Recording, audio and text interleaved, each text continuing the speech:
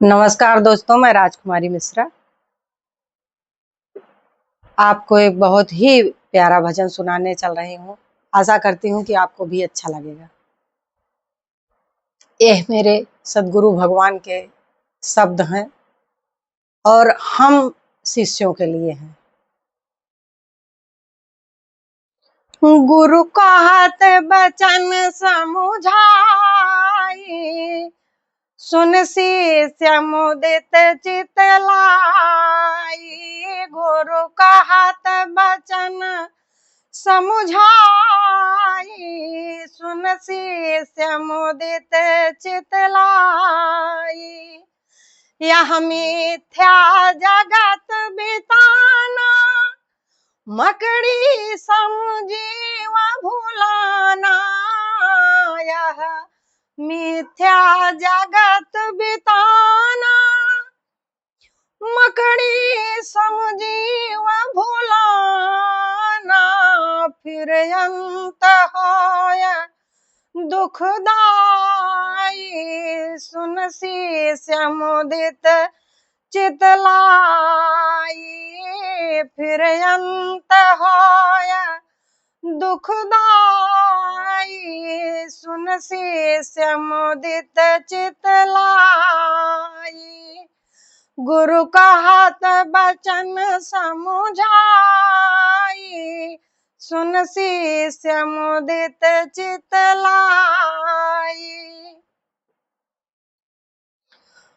सपने में निपति सुजाना, सपने में निपति सुजाना। भिक्षुक बन मांगे दाना। यही है मनुष्य के शरीर में आज भी।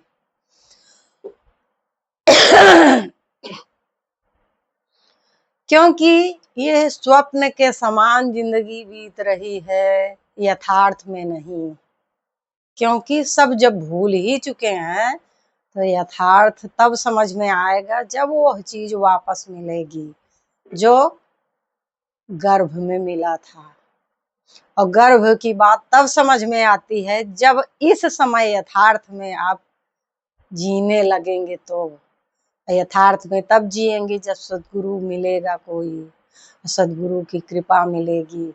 जब आपको आत्मबोध होगा तब आप यथार्थ में जिएंगे, तब आपकी समझ में कुछ आएगा। नहीं तो स्वप्न के समान ही लोग दुनिया में जी रहे हैं। सपने में निपति सुजाना, भिक्षुक बन मांगे दाना।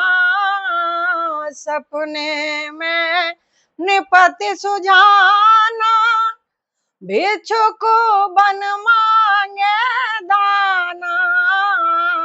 बिन जागे, जागरण क्या है वही शब्द मैं फिर दोहराना चाहती हूँ।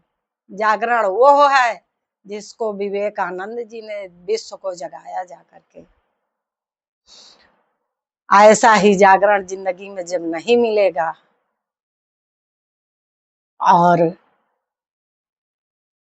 बहुत सारे शिष्य थे उस समय भी, लेकिन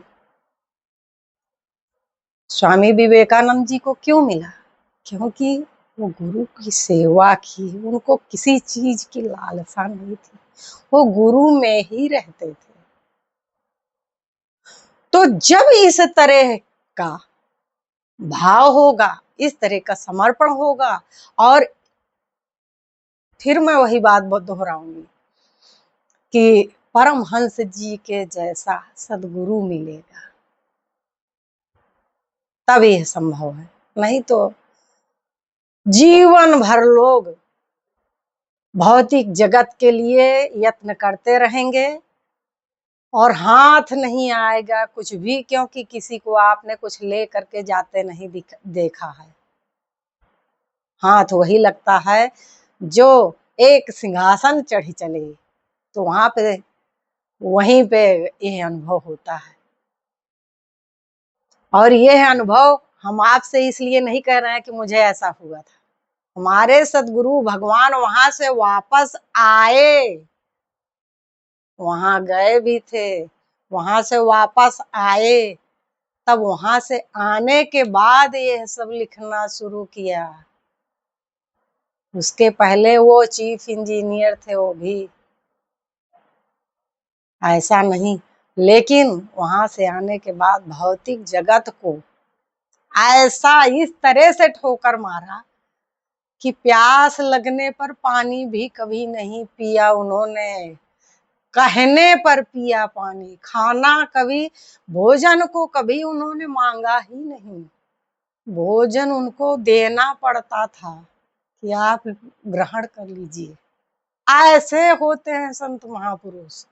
उनको इस जगत में आकर के किसी चीज की वो क्या, बस एक एक ही मनन, एक ही चिंतन, केवल परमात्मा के लिए। ये मेरे सदगुरु भगवान के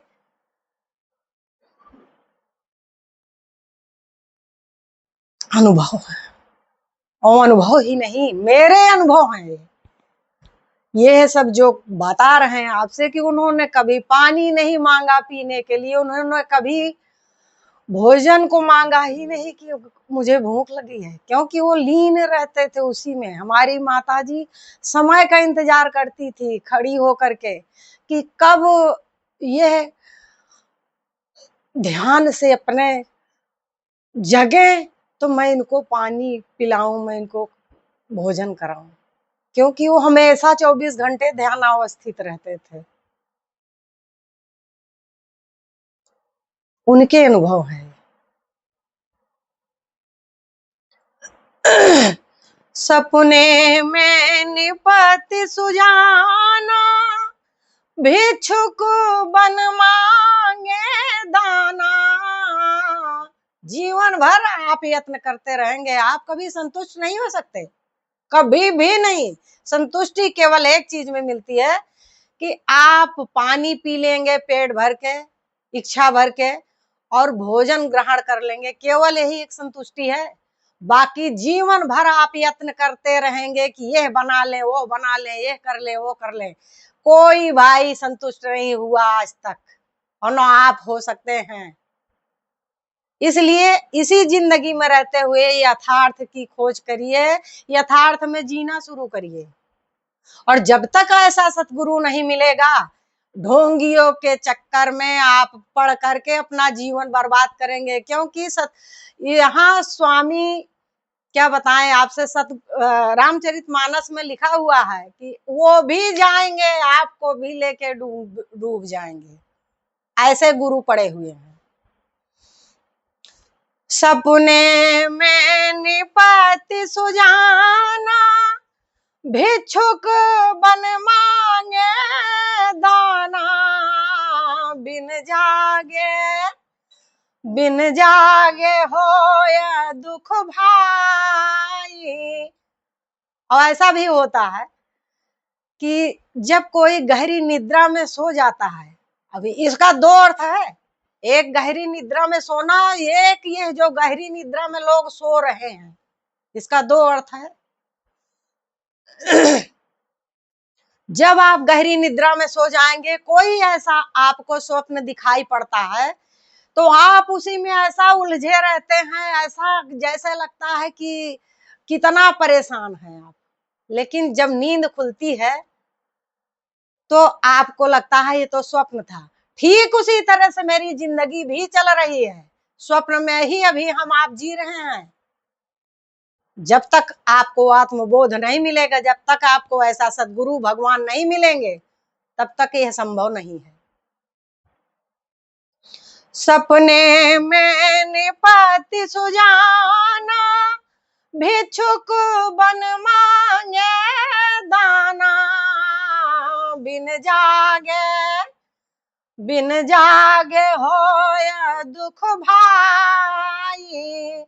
सुन शीस मुदित चित लाई। गुरु का हाथ बचन समुझाई।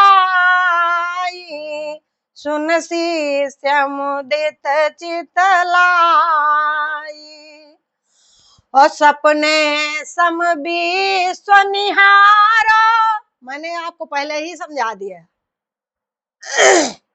ये स्वप्न के ही समान है संसार।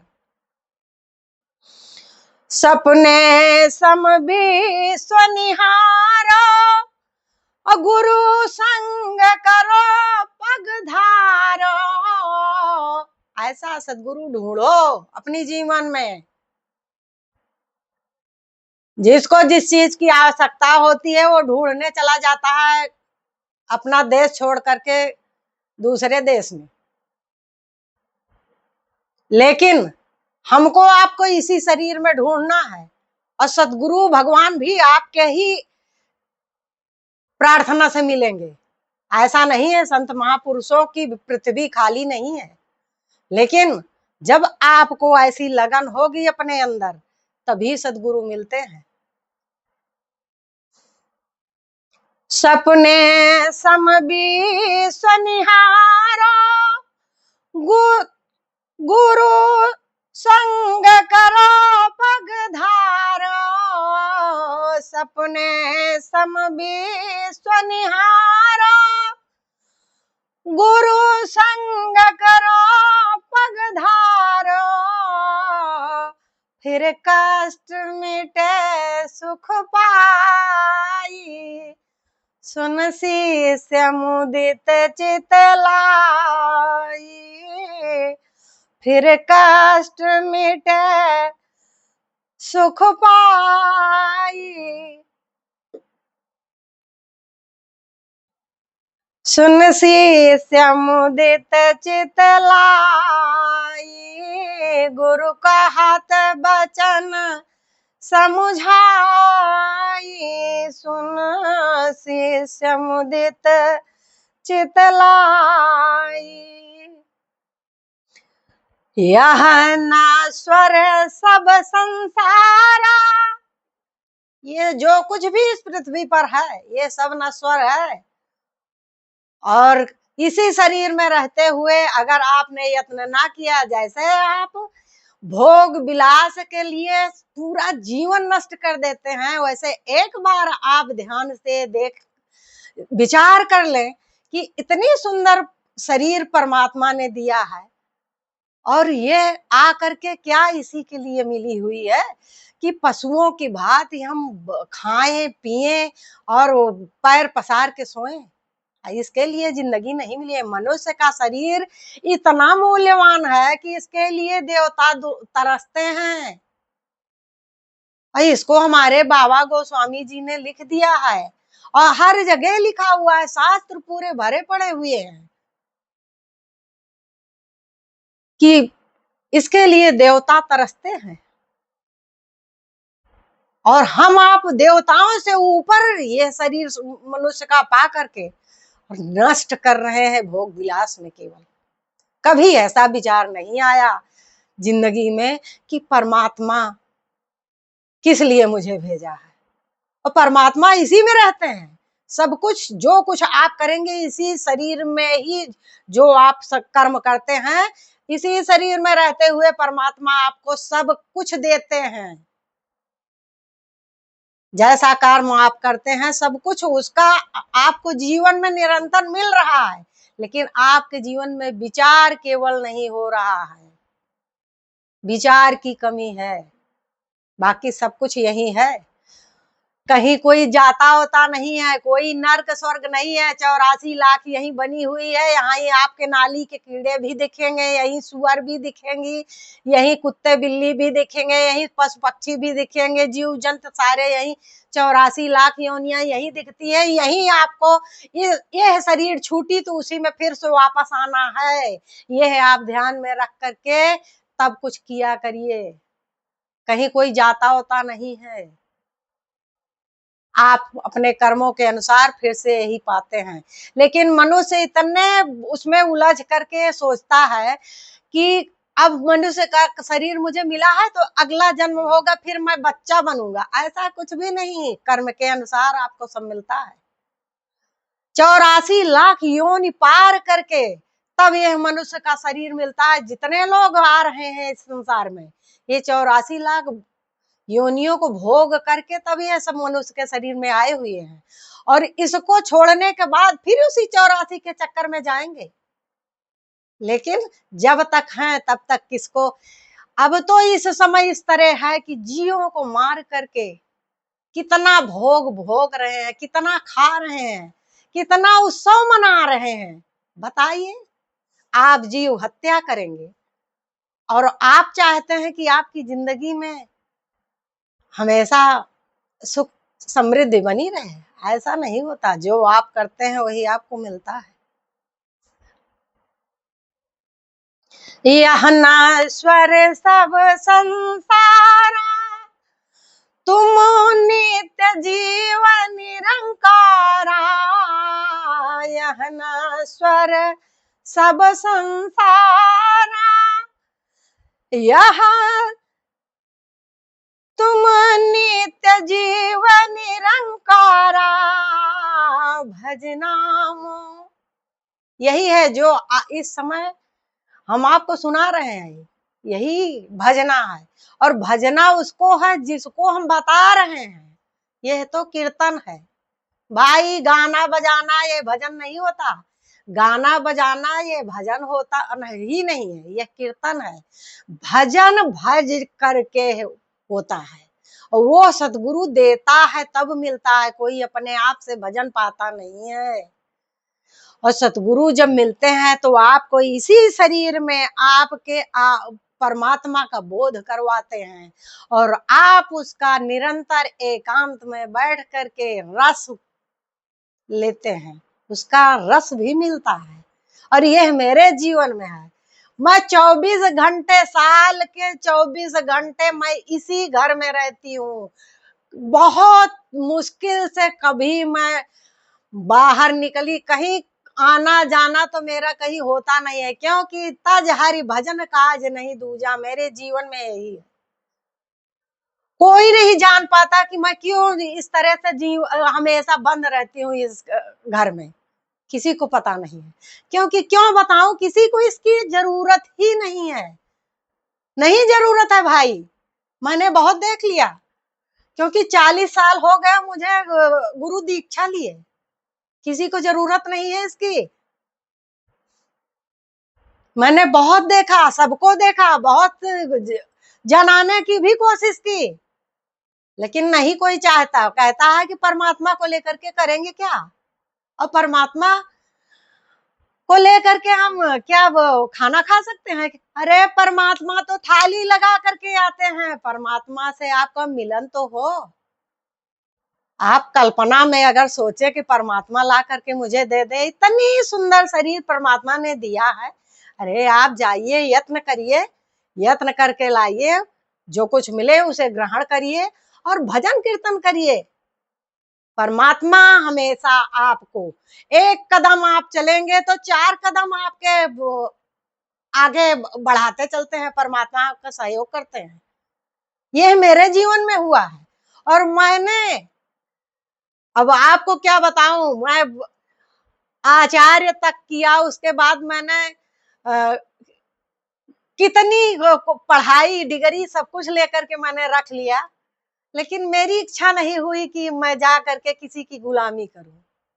क्योंकि परमात्मा हमें सब कुछ दे रहे हैं, क्यों मैं जाऊं किसी की गुलामी करने। बस शाम तक नमक रोटी देते हैं और अपने घर में ग्रहण करते हैं और अपना हरि का गुणगान करते हैं। कभी बड़ी मुश्किल से घर का दरवाजा खुला, बाहर झांक लिए, 10 मिनट गए, वापस आ गए फिर। क्योंकि ऐसा जीवन में कोई मिला ही नहीं जिसके साथ मैं इसको लेकर के बात करूं या किसी को बताऊं और कोई संतुष्ट हो। नहीं जरूरत है भाई, किसी को नहीं जरूरत है। यह नश्वर सब संसारा, तुम नित्य जीव निरंकारा। भजनाम, भजनाम सदा सुखदाई। सुन शिष्य मुदित चित लाई। गुरु का हाथ बचन समुझाई, सुन शिष्य मुदित चित लाई। किशोरानंद कहें सविचारा, जब सत्य का अनुभव लेकर के विचार करके उन्होंने, पहले वो किसी को देते होते नहीं थे, वो भी मेरी तरह एकांत में, जैसे हम दिन भर इसी में रहते वैसे वो भी दिन भर उसी में रहते थे। लेकिन हमारी माता जी ने उनको बाहर निकाला और कुछ लोग आए सुनने के लिए, जानने के लिए, पूछने के लिए। उनसे जब शेयर करना शुरू किया तब ये मुझ तक खबर पहुंची है। और हमारे सदगुरु भगवान के पास भीड़ नहीं लगती थी भाई, जो परमात्मा के लिए आता था वही वहां ठहरता था, बाकी सबको भगा देते थे। उनको सब पता रहता था कौन किस चीज के लिए आया है। अगर भौतिक जगत के लिए आए हैं, भौतिक सुख के लिए, तो बहुत सारे ठिकाने हैं, वहां चले जाओ। लेकिन परमात्मा के लिए भाई जो जाता था वही वहां ठहरता था, बाकी सब भग गए। यहाँ तक कि मेरे घर में ही लोग भग गए, दीक्षा लेने के बाद भग गए सब। क्योंकि परमात्मा की जरूरत के लिए वो गए ही नहीं थे। वो तो सोच रहे थे कि हम जा रहे हैं तो वहां पे मुझे इतना देंगे, भर करके ले आएंगे, भोग विलास में मस्त रहेंगे। तो जिसको भाई भोग विलास लेना है वो तो संसार में ठीक है, लेकिन जिसको परमात्मा की जरूरत है वो भोग विलास में आपको नहीं मिलेगा। इस पर आपको विचार करना ही होगा।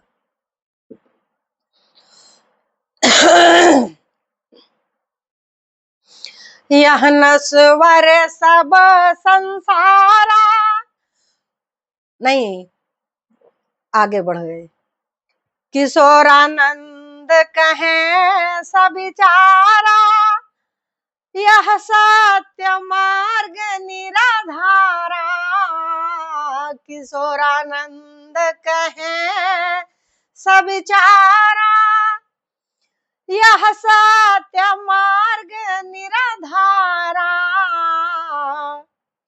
सेवत ही इसका सेवन करते ही, सेवत ही मुक्ति पाई, सुन शिष्य मुदित चित लाई। सेवत ही मुक्ति पाई, सुन शिष्य मुदित चित लाई। गुरु का हाथ बचन समुझाई, सुन शिष्य मुदित चित लाई। नमस्कार दोस्तों, अगर अच्छा लगे तो आप अपनी जिंदगी में, अपने परिवार में ऐसा आनंद लाने की कोशिश करिएगा। हो सकता है मिल ही जाए। नमस्कार।